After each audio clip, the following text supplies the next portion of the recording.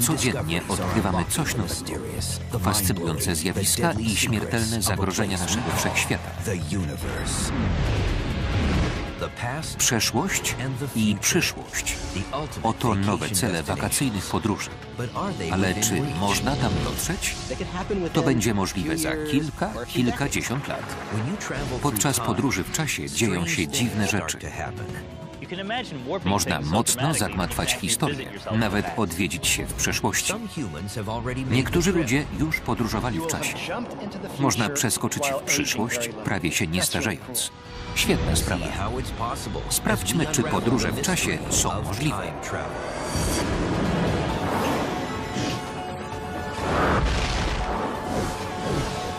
Kosmos. Tajemnice Wszechświata. Podróże w czasie. Ze wszystkich zagadek Wszechświata najdziwniejsze są podróże w czasie. Fascynujemy się czasem.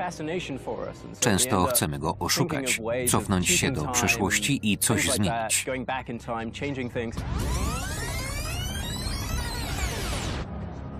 Podróże w czasie to powrót do przeszłości i skoki w przyszłość. Jednak obecnie wszyscy jesteśmy uwięzieni w teraźniejszości.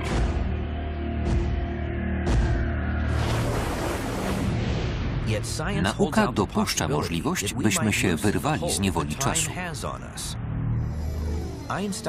Teoria względności Einsteina, której głównym bohaterem jest czas, nam tego nie zabrania. Teoria względności, nasz najlepszy opis czasu, nie wyklucza podróży w czasie. Być może kiedyś uzupełnimy ją o elementy obecnie niezrozumiałe. Obecnie można sobie jednak wyobrazić scenariusze pozwalające cofnąć się w przeszłość. Podróże w czasie wydają się niemożliwe, bo czas płynie tylko w jedną stronę, w przyszłość. Przyzwyczailiśmy się do obecności osi czasu. Zwrot osi czasu wyznacza nam kierunek egzystencji od przeszłości w przyszłość. Pamiętamy przeszłość, ale nie przyszłość. Możemy wpłynąć na przyszłe wydarzenia, ale nie zmienimy przeszłości. Możemy sfilmować codzienne czynności, choćby mieszanie śmietanki w kawie. Film da się puścić wstecz, ale nie zdołamy oddzielić śmietanki od kawy. Wydarzenia biegną po osi czasu. Oś czasu to droga jednokierunkowa, nieodwracalna sekwencja zdarzeń. Taką mamy intuicję ukształtowaną przez doświadczenie. Można rozbić bile na stole, ale nie spodziewamy się, że same utworzą trójkąt. Można usmażyć jajko, ale nie przywrócić je do stanu surowego. Istnienie zwrotu na osi czasu wynika z podstawowego prawa fizyki, że we wszechświecie wszystko przechodzi ze stanu uporządkowanego do chaotycznego. Wszechświat się starzeje, przesuwa się od przeszłości do przyszłości. Zmiany można krótko podsumować. Kosmos się rozłazi. Wszechświat przechodzi ze stanu uporządkowanego i spójnego do chaotycznego. Możemy mieć ładny, spójny talerz. Gdy go opuścimy, robi się chaos. To naturalne. Przywracając porządek przez sklejanie skorup, wkładamy tyle wysiłku i uwalniamy tyle energii, że w skali wszechświata chaos robi się jeszcze większy.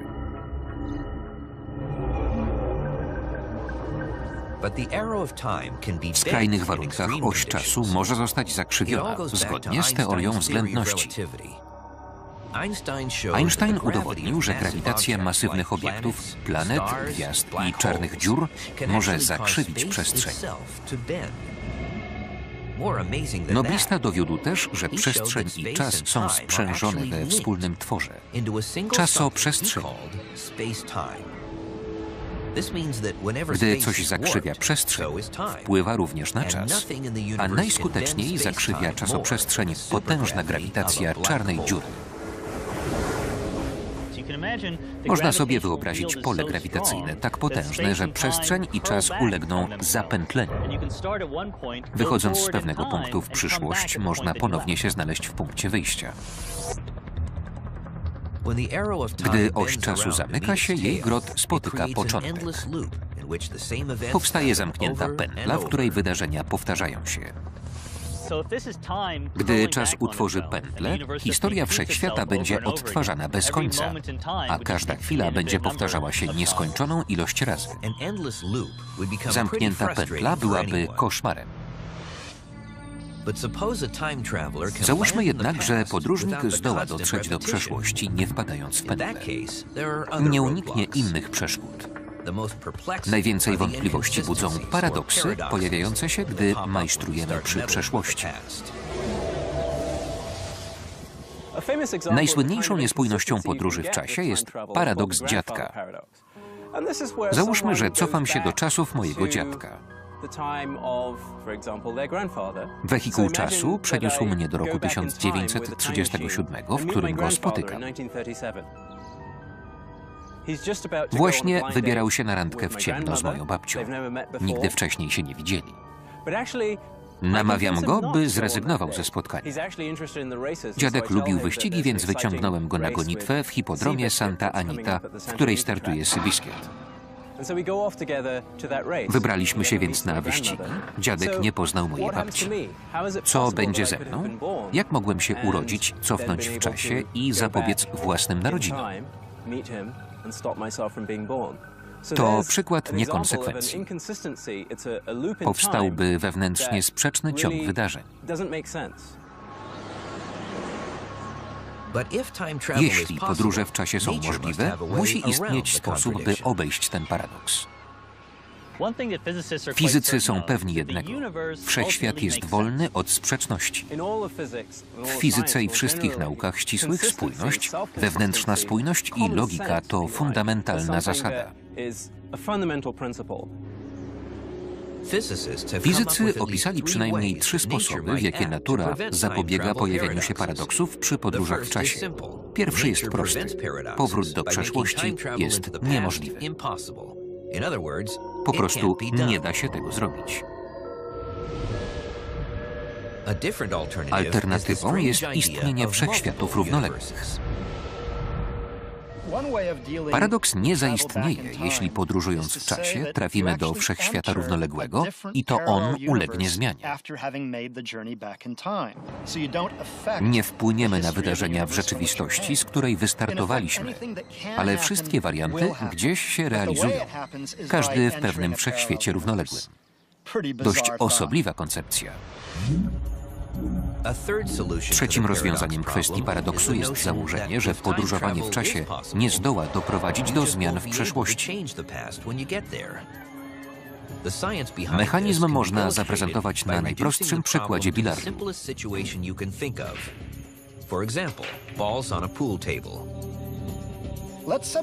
Przyjmijmy, że stół bilardowy to maszyna czasu. Gdy bila wpada w którąś kieszeń, trafia do tunelu czasoprzestrzennego, który opuszcza inną łuzą wcześniej niż wpadła. Mamy wehikuł czasu. Załóżmy, że bila wróciła na stół nieco wcześniej niż wpadła, do pierwszego otworu i uderzyła siebie samą na drodze do łuzy. Powinna zmienić swój tor, by nie trafić do otworu. Nie mogłaby więc wyjść z drugiej kieszeni ani się uderzyć. Mamy paradoks. Koncepcja samouzgodnionych rozwiązań pozwala go uniknąć. Załóżmy, że bila wyskakująca z otworu może uderzyć w siebie tylko w taki sposób, że skieruje się do łuzy. Pętla czasu pozostaje spójna, nie ma paradoksu. Uważamy, że natura jakoś potrafi znaleźć samouzgodnione rozwiązania. Innymi słowy, rozwój wypadków chroni przed powstaniem paradoksów.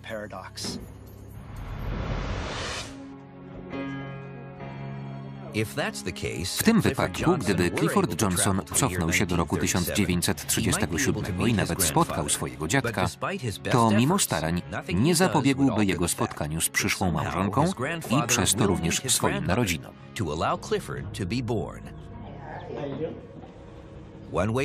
Tak czy inaczej, wszechświat uniemożliwi mu zakłócenie historii. Na szczęście paradoksy nie pojawiają się, jeśli poruszamy się w przyszłość. Podróżowanie w przyszłość to nic trudnego. Z każdą minutą posuwamy się dokładnie o minutę w przyszłość.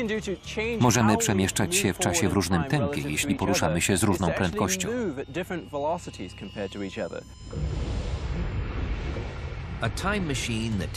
Ten wehikuł czasu wykorzystuje einsteinowskie zależności między czasem i prędkością. Im szybciej się poruszamy w przestrzeni, tym wolniej dla nas płynie czas w porównaniu z osobami w spoczynku. Trudno to pojąć, ale ten fakt potwierdzono w doświadczeniach.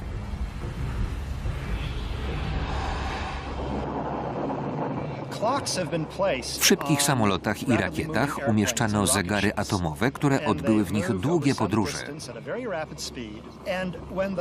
Po powrocie porównano wskazania czasu z takimi samymi zegarami pozostającymi w spoczynku. Te ruchome nieco się spóźniały.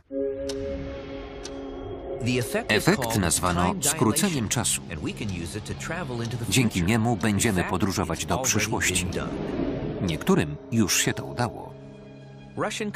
Rosyjski kosmonauta Siergiej Krikalow spędził przeszło 803 dni na orbicie, na której przemieszczał się z prędkością 25 000 km na godzinę. Dlatego jest rekordzistą podróży w czasie, choć trudno po nim to poznać. Kosmonauta przeżył o 1/50 sekundy mniej niż wszyscy, którzy pozostali na Ziemi.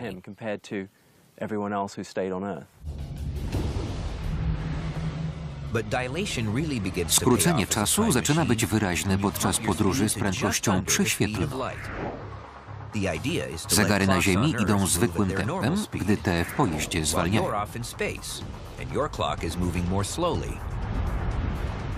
Po powrocie na Ziemię podróżni znajdą się w przyszłości. Załóżmy, że chcemy się przenieść o 500 lat. Żeby się przenieść 500 lat w przyszłość, trzeba lecieć 7 lat z prędkością 99,99% prędkości światła. Podróżnik starzeje się o 7 lat, a wszystko na Ziemi o 5 wieków. Jednak trudniejsze od zbudowania wehikułu czasu jest zapewnienie mu paliwa niezbędnego do rozpędzenia i zatrzymania. Fizyka nie wyklucza takiego rozpędzenia ciała, ale zbliżając się do prędkości światła, statek będzie zwiększał masę. Coraz większe porcje zużytego paliwa spowodują coraz mniejsze przyrosty prędkości. By pokonać barierę prędkości światła, byłaby potrzebna nieskończona energia. Nie tylko ogromna prędkość jest przepustką do przyszłości. Zgodnie z teorią względności Einsteina, zegary spowolnić może też potężna grawitacja. Na przykład w pobliżu czarnej dziury. Przyjmijmy, że astronauci pozostawali przez chwilę w pobliżu czarnej dziury. Po powrocie na Ziemię stwierdzą, że minęło tam wiele lat, choć w ich układzie odniesienia upłynęło tylko kilka tygodni czy miesięcy. Przeskoczyli do przyszłości, wcale się nie starzejąc. Znakomita sprawa. Latanie długie lata z wielką prędkością lub koło czarnej dziury to dość mozolny sposób podróżowania w czasie. Bardziej niecierpliwi mogą skorzystać z szybszej metody. Pokonać tunel czasoprzestrzenny łączący różne miejsca i chwile.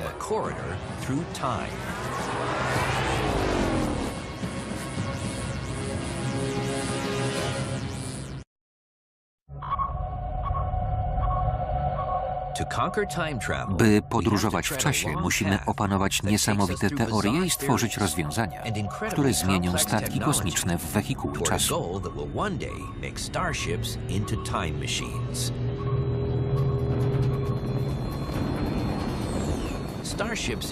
Rakieta może być skuteczna.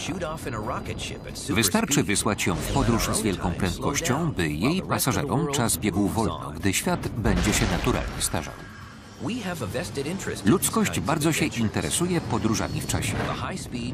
Osiąganie wysokich prędkości, co pozwala podróżować w czasie, to element konieczny do odwiedzenia innych gwiazd, które są niewyobrażalnie odległe. Marzy nam się przemierzanie wielkich odległości w krótkim czasie, by za swojego życia poznać szmat kosmosu. Nawet gwiazdy, sąsiadki Słońca, są bardzo daleko. Od najbliższej Alfa Centaurii dzieli nas 4,3 roku świetlnego. To 40 bilionów kilometrów, 100 milionów razy więcej niż odległość z Ziemi na Księżyc. 100 million times farther than the moon. Najszybsze współczesne rakiety pokonałyby ten dystans w 80 tysięcy lat. Trzeba więc zwiększyć tempo. Samo zastosowanie ultraszybkich rakiet, by załogi się nie zestarzały, nie rozwiąże problemu, bo chcemy tam się dostać już teraz. Odpowiednie tempo, które zwolni nasze zegary, to pewien pomysł na podróżowanie w czasie. Przypomina to Ripa Van Winklego, który zasypiał, by się obudzić w przyszłości. Dla wielu to zwykłe oszustwo. Oni chcą wejść we wrota czasu, czy wcisnąć przycisk w maszynie i przenieść się w inne lata.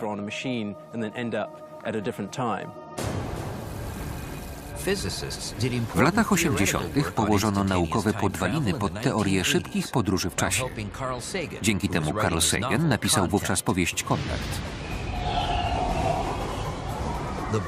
Przedstawił podróż z prędkością nadświetlną przez korytarz zwany tunelem czasoprzestrzennym. Tunel czasoprzestrzenny to skrót między dwoma rejonami, sąsiadującymi ze sobą lub bardzo odległymi. Najważniejsze, że wchodząc w tunel od razu wychodzi się z drugiego końca.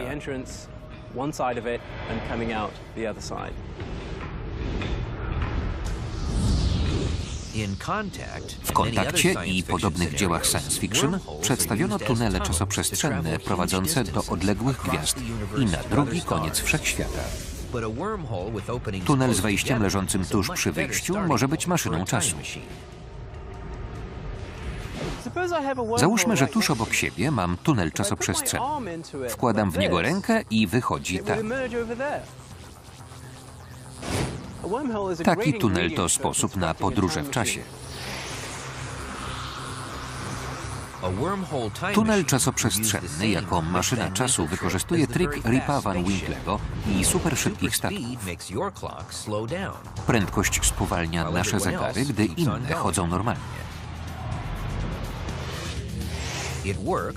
Zasadą jest, że na obu końcach tunelu jest ten sam czas, niezależnie od tego, co się z nimi dzieje. Można zabrać jeden koniec tunelu do rakiety, wysłać ją z wielką prędkością w kosmos i z powrotem. Wówczas zabrany koniec powróci w przyszłość. Gdyby wysłać tunel czasoprzestrzenny w roku 2010, mógłby wrócić w roku 2510. Podróżujący z wielką prędkością postarzałby się minimalnie, gdy na świecie by upłynęło 5 wieków.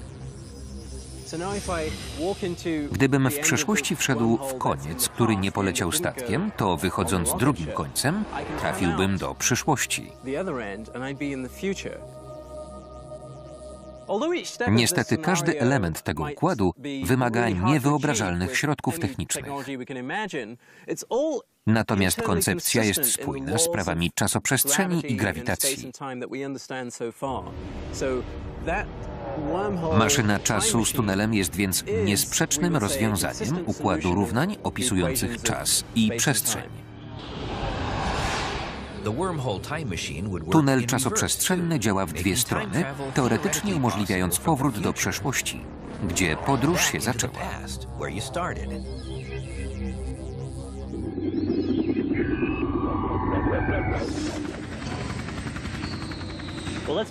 Powiedzmy otwarcie, większość ludzi marzy o powrocie do przeszłości, by naprawić popełnione błędy. Co ciekawe, prawa fizyki pozwalają przynajmniej teoretycznie rozważyć cofanie się w czasie. Choć wyobrażamy sobie budowę maszyn, to do podróży w czasie mogą posłużyć naturalne tunele czasoprzestrzenne. Być może nigdy nie zbudujemy własnej maszyny czasu, ale wystarczy odkryć takie, które natura stworzyła dla nas. Możliwe, że na samym początku Wszechświata siatka czasoprzestrzeni tak się poskręcała, że niektóre przejścia pozostały do dziś. W przyszłości możemy użyć tych pętli czasoprzestrzennych do podróży w czasie. Miło pomyśleć, że nie trzeba będzie budować wehikułu czasu. A jeśli będziemy skazani na własne siły, czy w ogóle zdołamy zbudować wehikuł czasu? Skoro tunel czasoprzestrzenny teoretycznie działa, to jak go się robi? Tunel czasoprzestrzenny to twór myślowy. Możemy podać opisującego równania. Nie liczymy, że astronomowie gdzieś go znajdą, chociaż zdarzają się niespodzianki. Przypuszczamy, że tunele czasoprzestrzenne występują w świecie cząstek, bo na poziomie subatomowym fluktuacje czasoprzestrzeni są intensywne. Są tacy, którzy marzą o przechwyceniu mikroskopijnego tunelu i hodowania go do znacznych rozmiarów.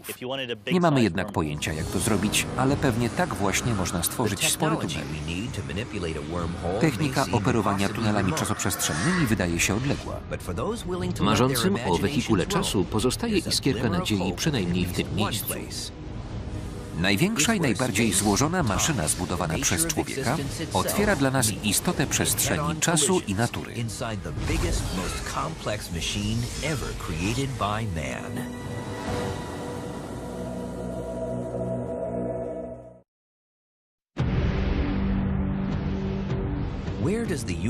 Gdzie kryją się tajemnice podróży w czasie?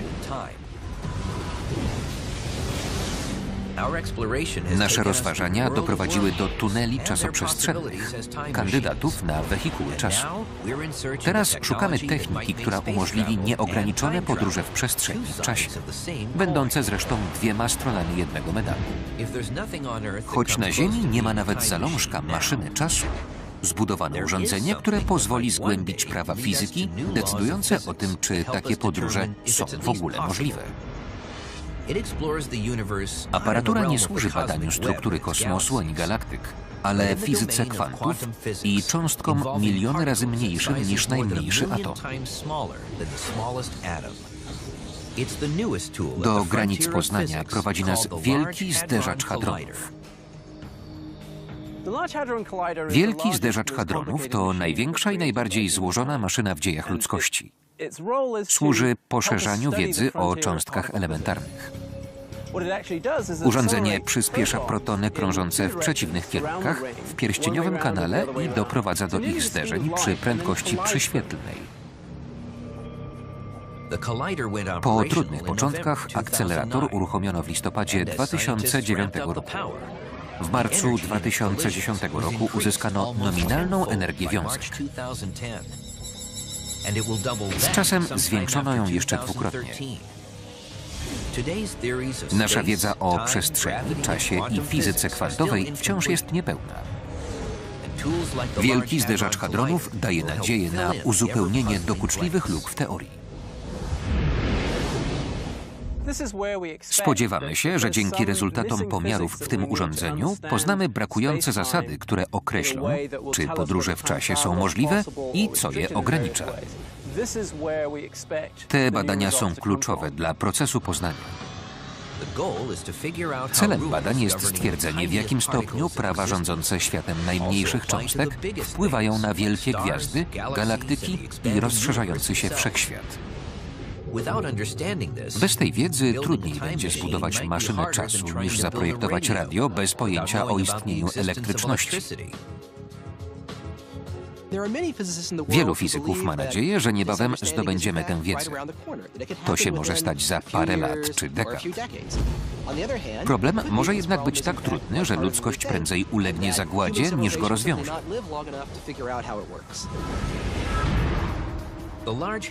Wielki zderzacz hadronów może odkryć inne wymiary, kluczowe dla podróży w czasie. Nasza przestrzeń jest trójwymiarowa. Gdybyśmy zauważali tylko dwa, świat byłby płaski, a każda kula byłaby dla nas kołem. Trzeci wymiar, choć wciąż by istniał, byłby dla nas niedostępny. Prawdopodobnie są też czwarty i dalsze wymiary, których nie odczuwamy.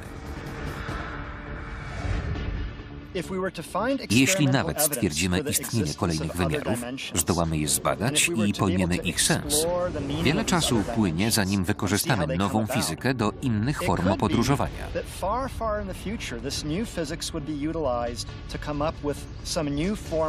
Być może kiedyś nasze pojazdy zbliżą się do prędkości światła, a nawet będą ją przekraczać. Osiąganie prędkości przyświetlnej to najbardziej obiecujący sposób, by spowolnić nasze zegary i podróżować w czasie.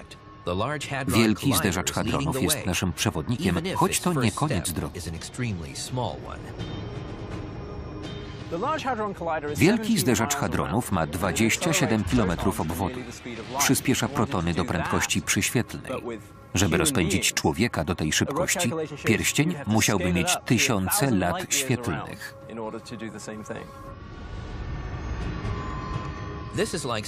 To tak jakby stwierdzić, że statek, który ma nas przenieść do gwiazd, powinien być większy niż dystans do pokonania.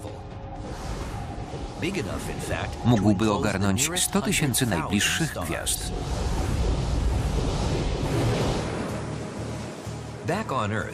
Fizycy usiłujący przekroczyć prędkość światła szukają inspiracji u miłośników surfingu z kalifornijskiego Malibu.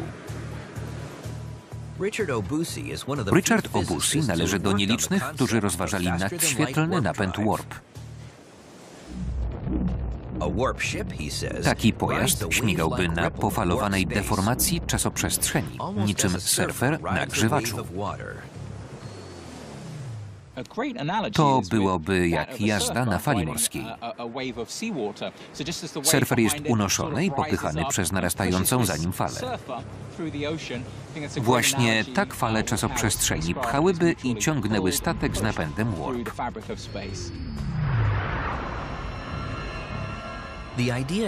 Koncepcja oparta na tym, że wszechświat się rozszerza.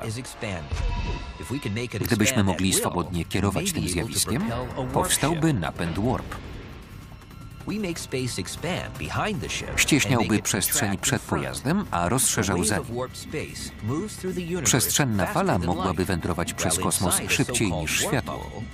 Pozostający w bańce normalnej przestrzeni statek i pasażer nie naruszają twierdzenia Einsteina o niemożności przekroczenia prędkości światła.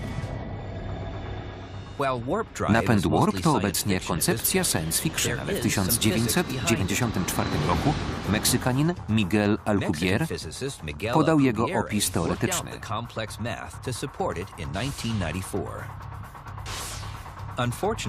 Niestety ze skomplikowanych równań nie wynika, jak zbudować takie urządzenie. Choć opinie naukowców są sceptyczne, nie wszyscy spisują pomysł na straty. Zamiast bańki warp chcą zbudować nadświetlne pociągi, którymi będzie można podróżować do gwiazd, a nawet do przyszłości.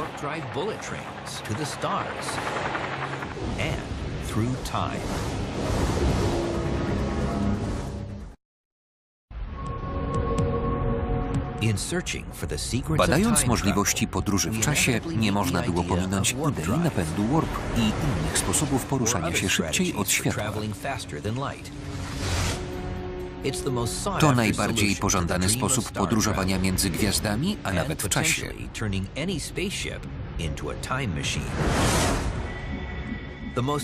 Optymiści widzą przyszłość, w której statki kosmiczne latają na fali warp niczym zawodowi surferzy na Ziemi. Nawet najbardziej ambitni muszą stawić czoło trudnym realiom. Jeśli surfing jest modelem działania napędu warp, to obserwacja początkujących pokazuje, jak trudno osiągnąć prędkość warp.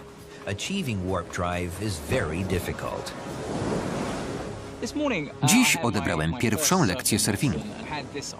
Wyobrażałem sobie, że w pewnym sensie można manipulować siłami natury, by na fali szybko pokonać kawał oceanu.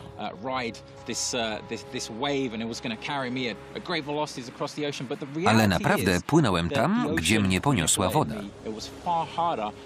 Sterowanie okazało się znacznie trudniejsze niż sądziłem.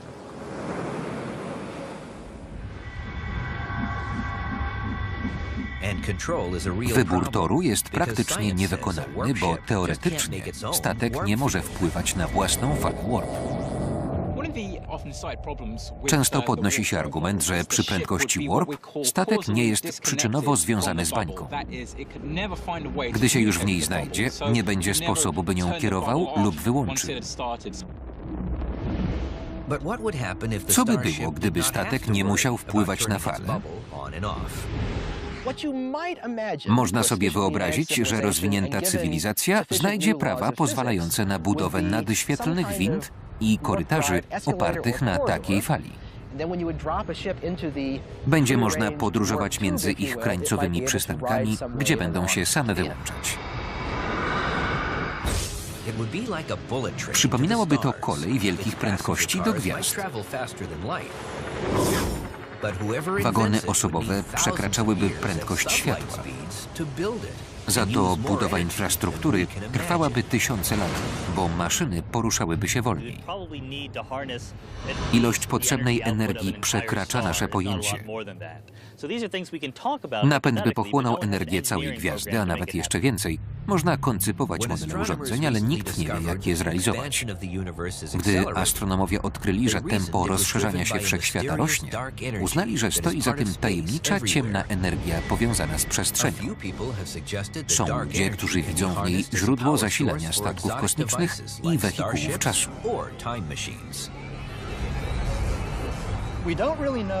Nie wiemy, czym właściwie jest ciemna energia. Trudno powiedzieć, czy zdołamy ją pozyskać i wykorzystać. Najpopularniejsze modele wskazują, że to niezmienna cecha przestrzeni. Przypomina pole energetyczne o tak małej gęstości, że nie zdołamy go wykorzystać efektywnie.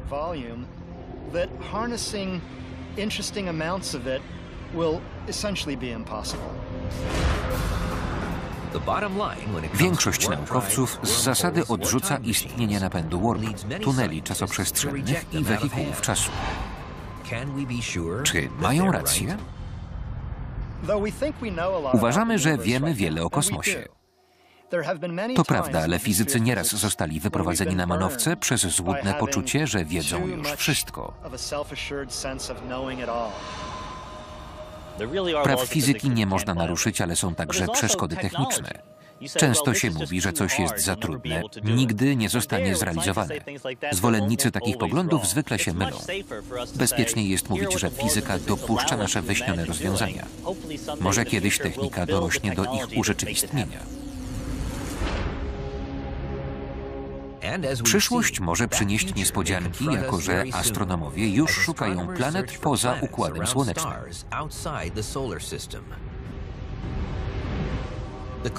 Najbliżej Ziemi leży wielokrotny układ gwiazd. Czy warto szukać tam planet? O to właśnie zapytała Nicole z Oklahomy. Wysłała pytanie o Wszechświat.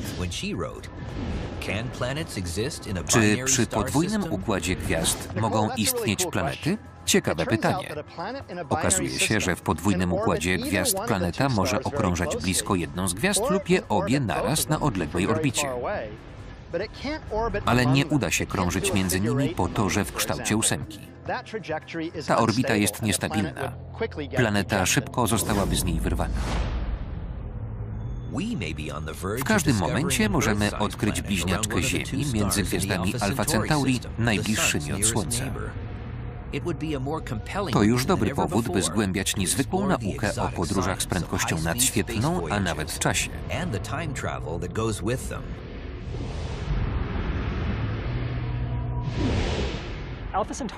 Alfa Centauri bardzo nas nęci, bo z wielu analiz komputerowych wynika, że mogą przy niej istnieć planety o masie Ziemi, okrążające podwójny układ.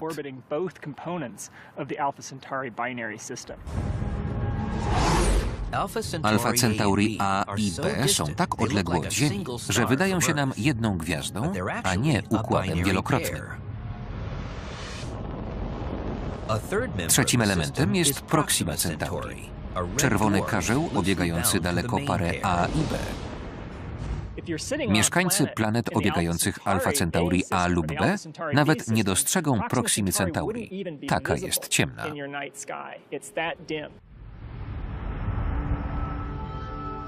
Alfa Centauri A i B krążą wokół siebie tak, że minimalna odległość między nimi jest o 20% większa niż dystans od Słońca do Saturna.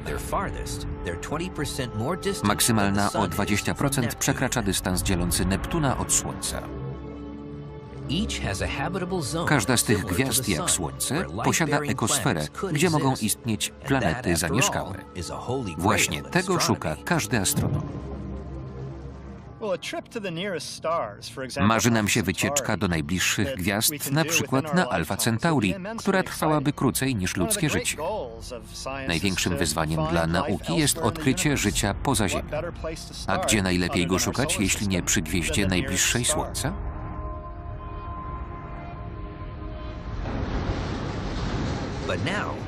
Skoro wyprawa kosmiczna staje się podróżą w czasie, trzeba ją zaplanować zgodnie ze znanymi nam prawami fizyki. Teoretycznie pokonamy 4 lata świetlne zaledwie w 45 dni.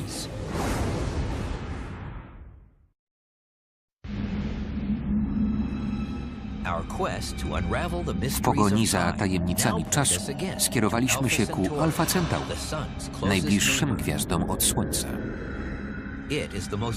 Najpewniej to będzie pierwszy układ pozasłoneczny, gdzie wyślemy statek. W drodze pasażerowie chcąc nie chcąc będą podróżować w czasie. Jeszcze sobie nie wyobrażamy technologii potrzebnej do lotu na Alfa Centauri i z powrotem. Dlatego optymistycznie załóżmy, że trzeba będzie lecieć w obie strony, rozwijając 99,99% prędkości światła. Statek będzie dość mały, jak na tak daleką ekspedycję. Jak pomieści zapasy dla załogi na taki czas? Bez trudu, bo będzie i środkiem transportu, i wehikułem czasu.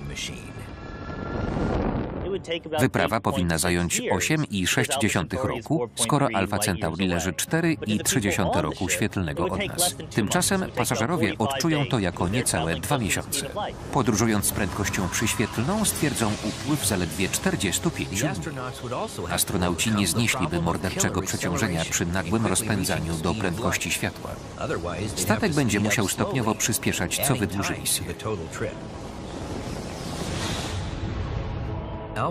Alfa Centauri to pierwszy cel Ziemian szukających drugiego domu wśród gwiazd.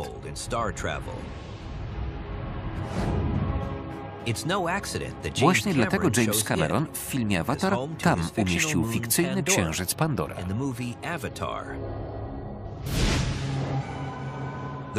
Pewnie wybierzemy się w tę okolicę, ponieważ astronomowie intensywnie poszukują drugiej Ziemi wokół Alfa Centauri B, jednej z gwiazd w głównej parze Układu Wielokrotnego. Alfa Centauri B uznano za najbardziej sprzyjającą do powstania planety o masie i cechach Ziemi. Dopiero długotrwałe obserwacje zweryfikują tę tezę. Nie wystarczy parę nocy z teleskopem. Trudno oddzielić dwie główne gwiazdy Alfa Centauri na zwykłym zdjęciu. Dlatego wypatrzenie tam planety jest obecnie niemożliwe. Najprędzej dostrzeżemy tam drugą Ziemię, stosując obserwacje astrometryczne. Gwiazda obiegająca wspólny środek masy z małą planetą wykonuje niewielkie przesunięcia. Wykrycie ich jest niczym podróże w czasie wręcz niewykonalne. Oscylacje gwiazdy wokół wspólnego środka masy są prawie niezauważalne. Jestem przed stadionem Rose Bowl. Załóżmy, że to model Alfa Centauri. W tych proporcjach amplituda jego ruchu wyniosłaby 8,5 cm. A ja musiałbym ją zauważyć z odległości 7 milionów kilometrów.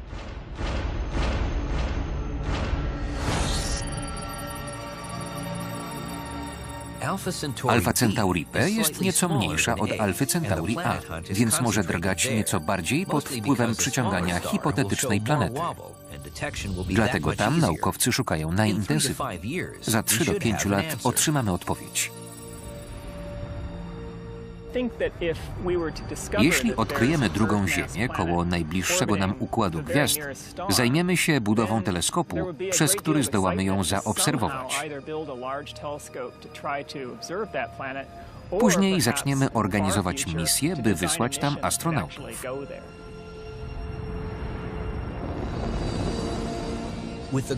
Zakładając, że uda się podróżować w czasie, można sobie wyobrazić pojazd kosmiczny ruszający z orbity Ziemi w kurs ku Alfa Centauri.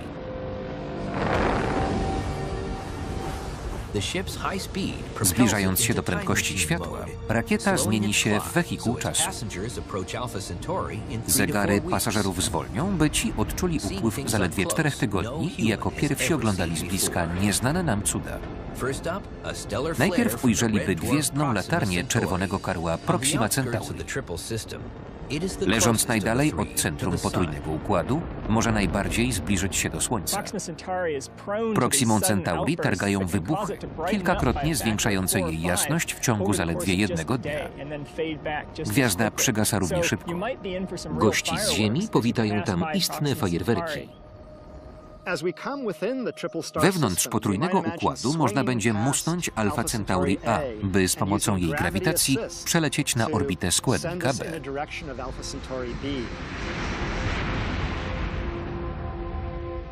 Najważniejszym celem wyprawy będzie Ziemia 2. Astronauci będą się rwać do poszukiwania na niej życia.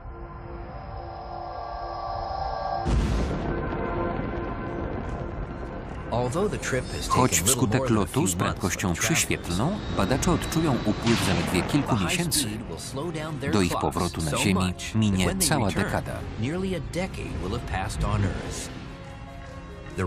Podróże z taką prędkością to pieśń przyszłości, chociaż na Ziemi postęp techniczny następuje szybko.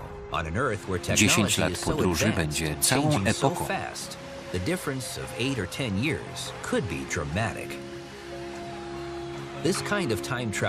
Po powrocie pionierzy mogą się przekonać, że ich wyprawa jest już w ofertach biur podróży. Ludzkość wykona kolejny wielki skok w swej fascynującej wędrówce przez Wszechświat. Wersja polska Studio Publishing na zlecenie Amercom S.A. Tekst Jakub Szpetulski-Łazarowicz. Konsultacja Zbigniew Gawryś. Czytał Andrzej Leszczyński.